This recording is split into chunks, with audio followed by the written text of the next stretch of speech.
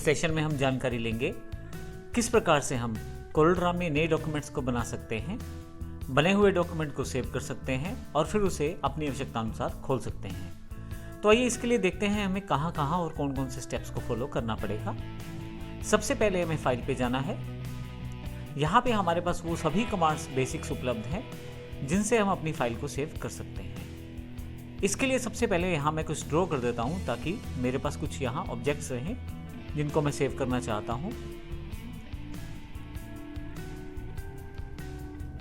मैं यहाँ केवल एग्जाम्पल के लिए 2 ऑब्जेक्ट मैंने यहाँ क्रिएट कर दिए हैं जिनको मैं यहाँ पे सेव करना चाहता हूँ अपनी फाइल में। अब मैं यहाँ पे फाइल पे जाऊँगा। सबसे पहले अगर आप देखें जो फाइल आपने बनाई है उसको आप सेव करना चाहें तो सेव पे क्लिक करें। जब आप सेव पे क्लिक करेंगे तो आपसे स्पेसिफिकली पर्टिकुलर पाथ की जानकारी मांगी जाएगी जिसमें आप पाथ डिफाइन करके इस फाइल को सेव कर सकते हैं। मैं यहाँ डी पे जो मेरी डी ड्राइव है वहाँ पर जाकर कोरल आउटपुट में इसे फाइल को सेव करना चाहता हूँ। मैं फाइल का नाम डिफाइन कर सकता हूँ।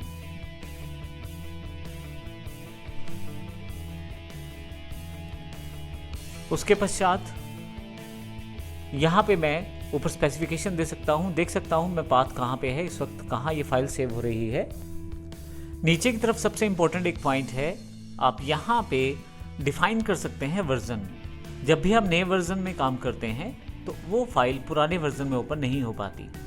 हो सकता है आप कोरल 18 में काम करते हैं और जो दूसरा आपका फ्रेंड या आपके ऑफिस में कोरल 14 का प्रयोग किया जाता है, तो ऐसे केस में आप कोरल 14 के लिए वर्जन 14 फाइल सेव कर सकते हैं ताकि वो फाइल आपके पास भी ओपन रहे और वहाँ भी उसको प्रयोग किया जा सके।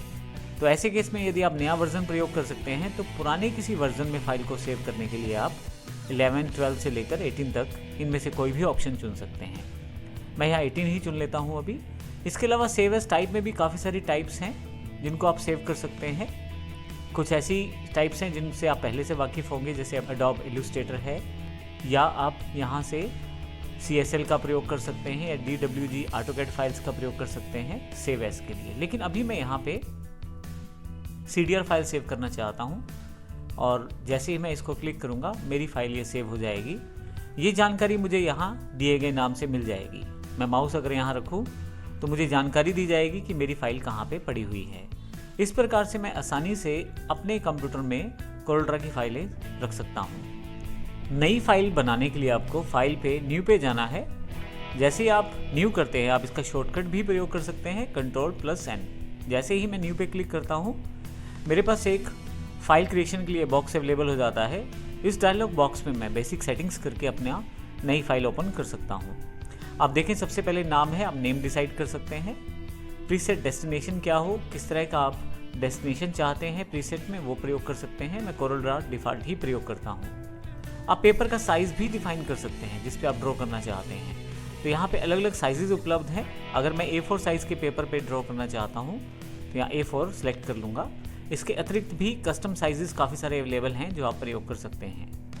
यहाँ नीचे की तरफ आप स्पेसिफिकली विड्थ और हाइट डिफाइन कर सकते हैं और साथ ही यहाँ पे यूनिट भी डिफाइन कर सकते हैं किस में आप ड्राइंग करना चाहते हैं और जिस यूनिट को आप फॉलो करना चाहते हैं अपनी ड्राइंग में उसका प्रयोग करें। आप नंबर ऑफ़ पेजेस डिसाइड कर सकते हैं इनिशियली कितने नंबर ऑफ़ पेजेस आपके पास इस फाइल में बने रहे। मैं 3 कर देता हूँ।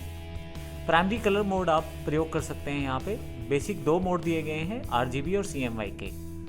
आप इन दोनों मोड्स में से कोई भी मोड जिसमें आप प्रयोग करना चाहते हैं कार्य कर सकते हैं। मुख्यतः कोरलड्रा में CMYK में ही काम किया जाता है क्योंकि मोस्टली जितनी भी प्रिंटिंग मशीन्स रहती हैं और जितनी भी प्रिंटिंग प्रेसेस की डिवाइसेस रहती हैं वो CMYK को फॉलो करती हैं।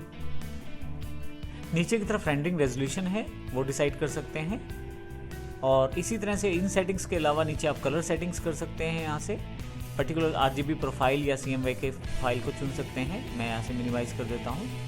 फर्दर आप डिस्क्रिप्शन देखना चाहते हैं तो आप यहाँ पे एक डिस्क्रिप्टिव स्टेटमेंट भी देख सकते हैं। इन सब चीज़ों की सेटिंग के बाद मैं यहाँ ओके कर देता हूँ। आप देखेंगे कि मेरी जो फाइल बनी है उसमें 3 पेजेस अवेलेबल हुए हैं क्योंकि मैंने 3 पेजेस वहाँ मेंशन किए थे और क्योंकि अनटाइटल 1 नाम मैंने चेंज नहीं किया था तो वही नाम आया है जो मेरे पास फाइल का है। नई फाइल क्रिएट करने का सबसे आसान तरीका आपके पास यहाँ टैब में प्लस का निशान दिया हुआ है। यदि आप यहाँ क्लिक करें तो आपके पास नया डॉक्यूमेंट यहीं पे ओपन हो जाएगा। मैं डिफ़ॉल्ट सेटिंग्स के साथ ओके कर देता हूँ तो आप देखेंगे यहाँ पे अनटाइटल 2 के नाम से मेरे पास पेज डिफाइंड हो गया है। तो यहाँ पे मैं आसानी से काम कर सकता हूँ। तो इस तरह से आप नई फाइल क्रिएट कर सकते हैं आसानी से और उसका प्रयोग कर सकते हैं। धन्यवाद।